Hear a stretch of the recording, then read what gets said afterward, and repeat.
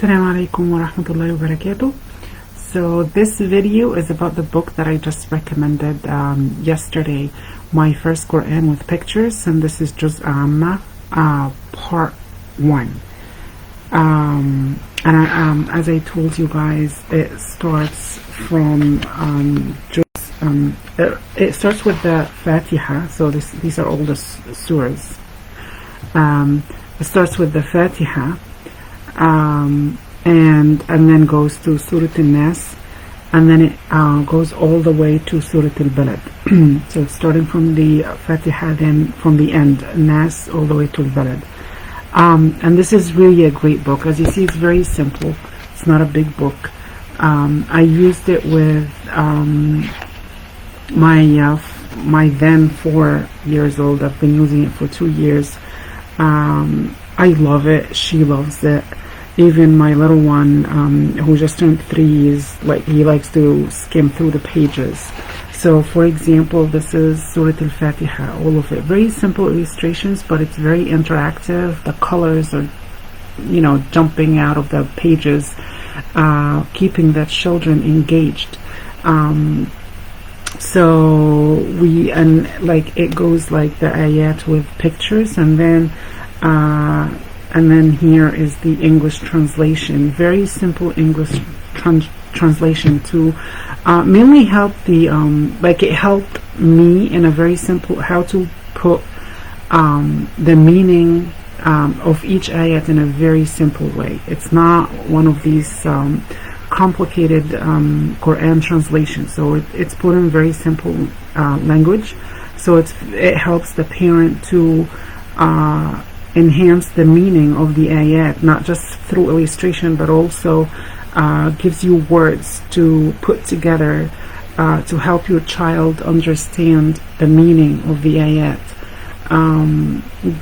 So this is Al-Fatiha, and then it goes to Surah Al-Nas, Surah Al-Falaq, and so on and so forth, all the way to Surah Al-Balad.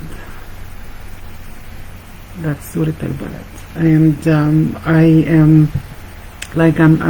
get very excited when my daughter recites a surah, and then as she's reciting, she mentions one of the illustrations in the book. She's like, yeah, I remember what this means, the Jannah, and this man not giving the poor or the orphan.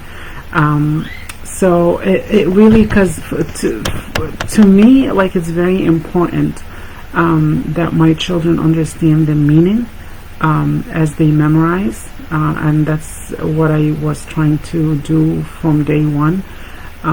For her at such a young age to at least, of course, she doesn't know all the meaning of it every ayah, but the overall meaning of the ayat is definitely emphasized through these illustrations and very, very simple translation. So I greatly recommend it. I go ahead and buy it. It's a good investment, and it is worth having it in your library. As I said, my older ones too, they like to skim through the pages and remind themselves of the meaning of the surahs and the ayats. Alright, I hope that helped, inshallah. So let me give you another look inside the book.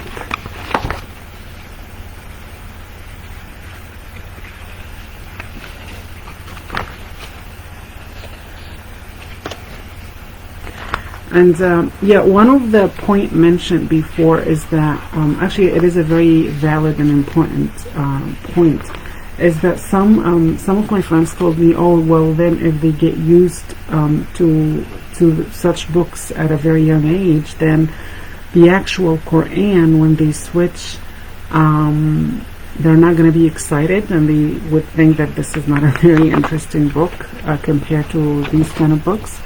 I had no problem with this transition. Like when we started Surah Al-Fajr, although I did end up making a book about sort of Fajr with illustration, but this was mainly for me than it was for her, because I felt that I still want her to remember and understand the meaning of the ayat. So I made a book about Surah Al-Fajr, and it is in one of the posts below if you want to download it. But she has no problem transitioning between the two, like these kind of books and the Quran itself. Sometimes we do the Quran, sometimes we do this book. It's not every individual, like every day.